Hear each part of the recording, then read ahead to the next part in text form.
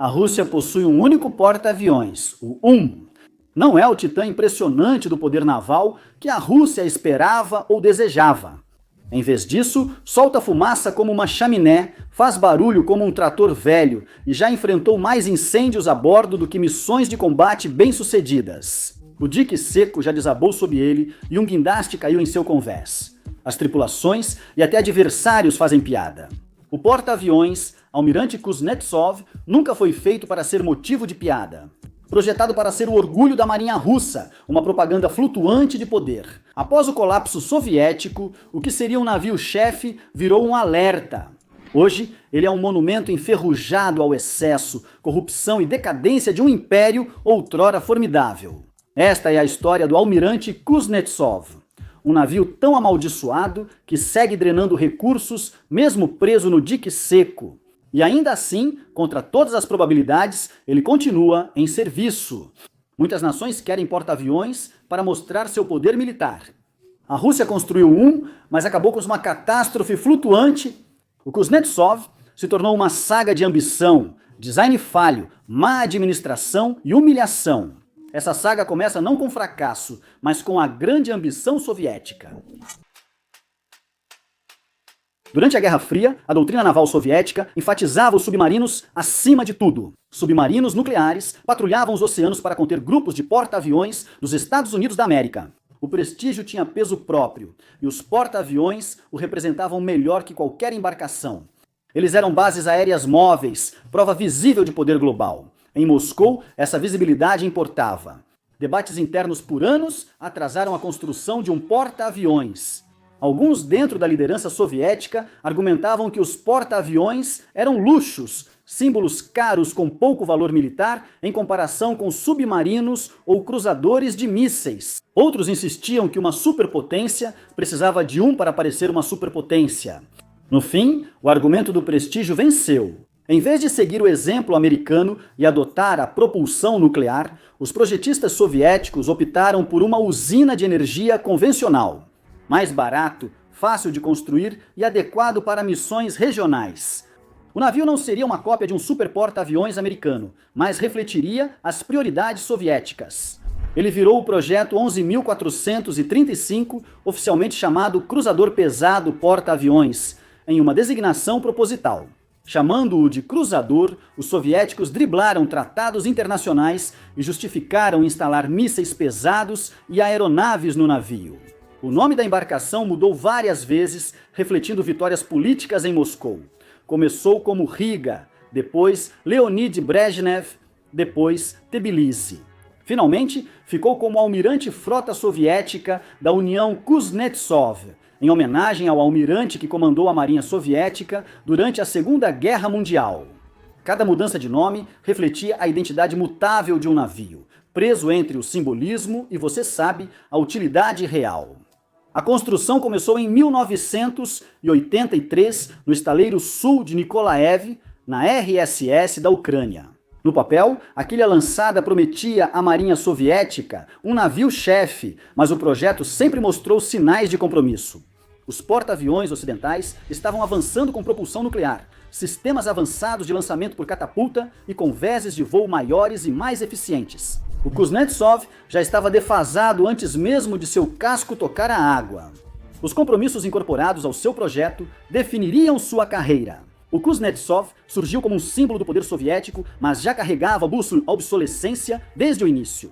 Quando ficou pronto para ser lançado, as marinhas ocidentais já haviam superado sua tecnologia. O navio parecia impressionante nas fotografias, mas era um anacronismo descrito como progresso. Essa contradição o acompanharia em todas as fases de sua conturbada existência. Design capacidades ou a falta delas. Com carga total, o Kuznetsov deslocava cerca de 55 mil toneladas. Esse número o tornava um dos maiores navios já construídos pela União Soviética. Mesmo assim, ele era bem menor que os super porta-aviões americanos, que passavam de 100 mil toneladas. O tamanho não garantia eficácia, mas indicava ambição e capacidade superiores. Os Estados Unidos da América projetaram porta-aviões para projetar poder pelos oceanos. A União Soviética projetou o Kuznetsov como um recurso regional uma presença para o Mediterrâneo e o Ártico.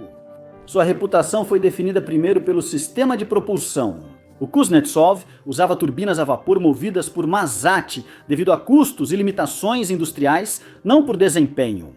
Mazat é um combustível espesso, parecido com alcatrão, que produz enormes quantidades de fuligem. O navio ficou conhecido por soltar nuvens escuras e deixar um rastro visível ao navegar.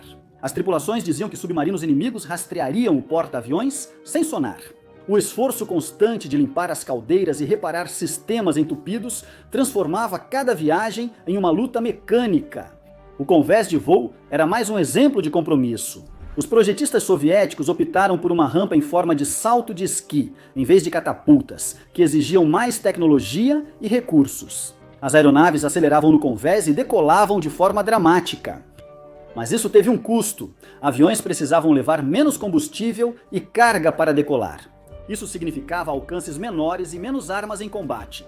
Para um navio que afirmava projetar poder aéreo, esse compromisso era severo. O próprio grupo aéreo refletia uma ambição minada pela realidade. O porta-aviões operava caças Sukhoi, 33 depois, Mikoyan Gurevich, 29K e helicópteros para patrulha antissubmarino e busca e salvamento. No papel, isso dava versatilidade ao Kuznetsov, mas na prática os hangares apertados limitavam as operações. A manutenção era difícil nos espaços confinados sob o convés. O movimento das aeronaves no convés era complexo, com gargalos que reduziam as saídas. Os projetistas soviéticos tentaram compensar armando a embarcação, diferente dos porta-aviões americanos que dependiam quase só de suas aeronaves para poder ofensivo. O Kuznetsov carregava 12 mísseis antinávio P-700 Granit, sistemas superfície-ar e armas de defesa de curto alcance. Os oficiais classificaram o navio como cruzador pesado porta-aviões para justificar o design híbrido. Esse título permitiu que contornassem as restrições do tratado à construção de porta-aviões. Reforçavam que os navios soviéticos atuariam primeiro como plataformas de mísseis e depois como porta-aviões. E a confusão reinava. Ao tentar desempenhar dois papéis ao mesmo tempo, o navio não cumpria bem nenhum deles. Não tinha a capacidade de aeronaves de um porta-aviões, nem a eficiência de um cruzador de mísseis. Cada compromisso o enfraquecia. O Kuznetsov, antes uma arma afiada, tornou-se desajeitado. Observadores navais logo notaram as falhas. Fotos do navio saindo do porto mostravam frequentemente fumaça preta como de chaminé industrial. Essas imagens viraram símbolos de fracasso, circulando por jornais navais e depois por fóruns online. Em vez de projetar força, o Kuznetsov virou motivo de zombaria. O navio ganhou apelidos que o comparavam menos a um navio de guerra e mais a uma fábrica flutuante que precisava de reparos constantes. A questão é que as falhas de projeto estavam longe de serem meras anotações técnicas abstratas. Elas moldaram toda a vida operacional do porta-aviões. Desde seu primeiro deslocamento, os compromissos feitos na propulsão, nas operações aéreas e na identidade assombraram cada missão. Uma estreia fria, primeiros desenvolvimentos e falhas técnicas. O Kuznetsov foi comissionado oficialmente em 1991, um momento catastrófico. Nesse ano, como você sabe, a União Soviética colapsou. Um navio feito para ser nau capitânia de uma superpotência entrou em serviço enquanto o governo enfrentava caos econômico, instabilidade política e decadência militar. O porta-aviões deixou de simbolizar a força soviética e passou a mostrar as limitações da nova Rússia defensiva. Os primeiros testes no mar revelaram uma série de problemas. Os sistemas de propulsão falharam sem aviso, circuitos elétricos apresentaram falhas e sistemas mecânicos essenciais travaram. Sob estresse constante, o convés de voo, já apertado, ficou perigoso na prática. Acidentes na decolagem e recuperação danificaram aeronaves e afetaram o moral da tripulação. No início dos anos 90, relatórios diziam que as tripulações lutavam para manter o preparo básico. Os marinheiros frequentemente se referiam ao porta-aviões como um experimento flutuante, um navio que parecia estar perpetuamente incompleto, apesar de estar oficialmente operacional. Por décadas, o Kuznetsov quase não saía dos portos, e quando saía, dependia de rebocadores por risco de pane elétrica. O navio ganhou fama por sempre viajar escoltado por rebocadores de resgate, como se até a marinha previsse um desastre iminente. Apesar de exibir poder, a embarcação transmitia vulnerabilidade. O porta-aviões só teve seu primeiro combate real em 2016. Nas operações na Síria, Moscou buscou mostrar que tinha uma marinha global, capaz de projetar poder aéreo. Em vez disso, a viagem destacou o fracasso no cenário internacional. Durante o desdobramento, 2 aeronaves foram perdidas. Um caça caiu no mar após o rompimento do cabo de parada durante o pouso. Outro caiu por falha no sistema de pouso. Ambos os acidentes chamaram muita atenção, minando a narrativa de força que o Kremlin esperava criar. E os problemas definitivamente não pararam por aí. Devido à pouca confiabilidade dos sistemas de pouso, as aeronaves foram desviadas para bases russas na Síria. Ou seja, um porta-aviões feito para apoio aéreo não recuperava seus aviões. Para críticos, isso resumiu o Kuznetsov, projetado para projeção de poder, mas incapaz de garantir pousos seguros. Cada uma dessas falhas reforçava a percepção de que o Kuznetsov era um passivo, não um ativo. Em vez de amedrontar adversários, ele virou símbolo do declínio naval russo. Cada missão levantava a mesma pergunta, não sobre qual missão o porta-aviões cumpriria, mas sim qual novo problema ele enfrentaria em seguida. Desastres no mar e também no dique seco. Se os primeiros anos do Kuznetsov mostraram falhas, depois veio o desastre. O navio ficou conhecido não só por quebras, mas por calamidades. Cada implantação parecia fadada ao fracasso, incêndio ou tragédia. Em 2009, em missão no Mediterrâneo, o porta-aviões teve uma grande pane elétrica. Durante horas, o navio ficou à deriva, sem propulsão, tornando-se alvo fácil entre embarcações da OTAN. As equipes correram para restabelecer a mera energia, enquanto rebocadores se preparavam para intervir. O evento envergonhou Moscou e reforçou as dúvidas sobre a confiabilidade do porta-aviões. Em 2012, 3 anos depois, a humilhação familiar retornou. Em outra missão, o Kuznetsov novamente precisou da ajuda de um rebocador de escolta. Fotos do porta-aviões, soltando fumaça espessa e escoltado por embarcações de resgate, circularam amplamente na mídia ocidental. O navio, antissímbolo do alcance russo, virou lembrete da fragilidade do país. E os desastres não ficaram restritos ao mar aberto. Em 2018, o navio foi ao dique flutuante 50 em Murmansk para manutenção. Durante os reparos, o próprio dique seco afundou enquanto submergia. Guindaste tombou no convés de voo do Kuznetsov, causando grande buraco na estrutura. O acidente destruiu um dos maiores diques secos da Marinha Russa, prejudicando ainda mais sua capacidade de reparo. O incidente foi surreal. A própria aeroestrutura, que deveria sustentar o porta-aviões, desabou sob ele. No ano seguinte, uma tragédia de outro tipo aconteceu. Em 2019, um incêndio irrompeu a bordo durante os trabalhos de reforma em Murmansk.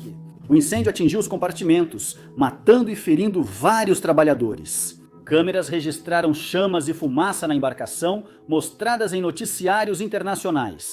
O incêndio agravou os problemas do dique seco afundado, causando grandes danos. O navio já era conhecido pela fumaça, e o incidente parecia simbólico. Durante sua vida, dezenas de marinheiros e trabalhadores morreram ligados à embarcação. Alguns morreram no mar, outros em manutenção no porto. Cada vítima reforçava a impressão de que o porta-aviões era amaldiçoado e mais perigoso para a própria tripulação do que para os inimigos.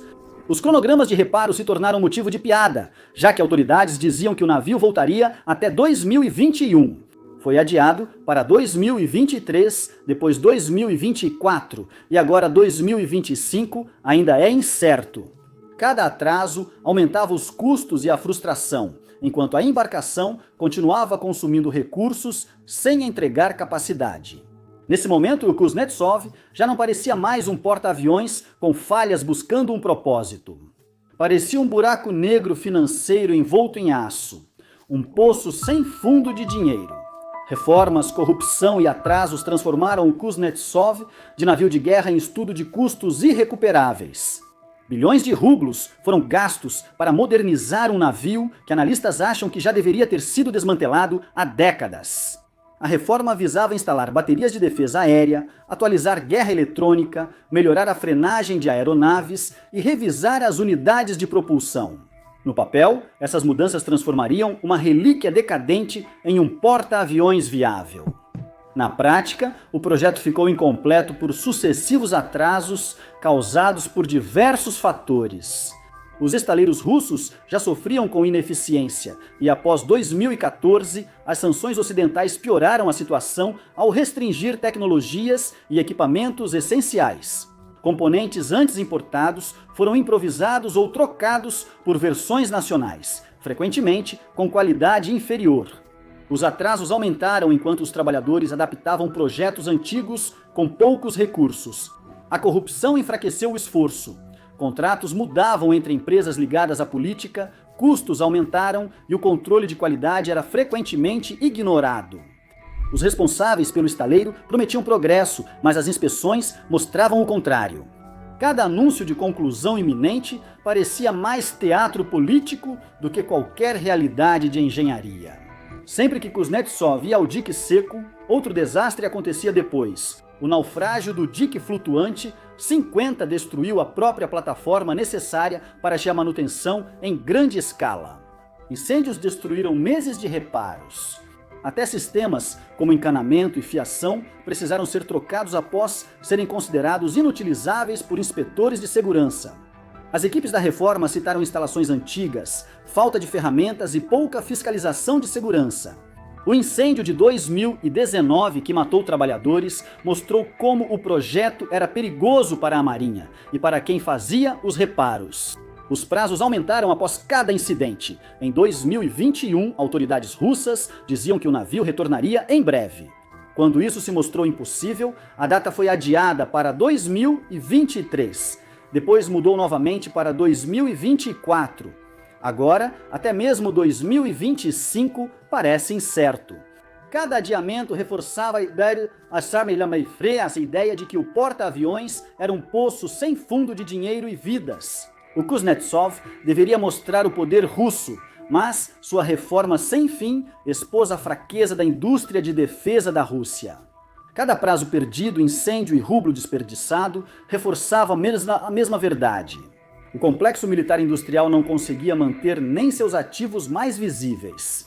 O que deveria ter sido um carro-chefe acabou se tornando um constrangimento constante, um lembrete flutuante da disfunção que nenhuma quantidade de tinta nova ou relações públicas poderia esconder.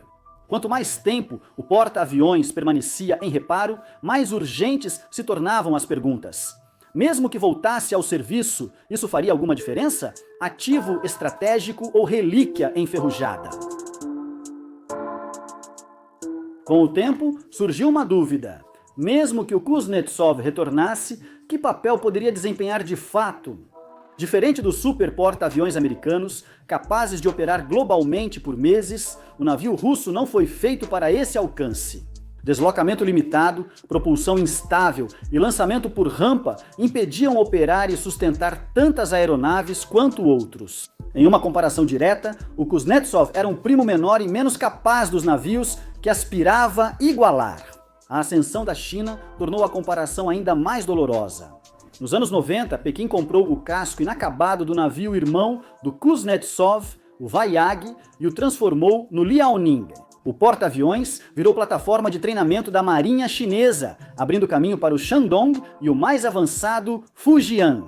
A China evoluiu de usar restos soviéticos para fabricar porta-aviões que competem com projetos ocidentais.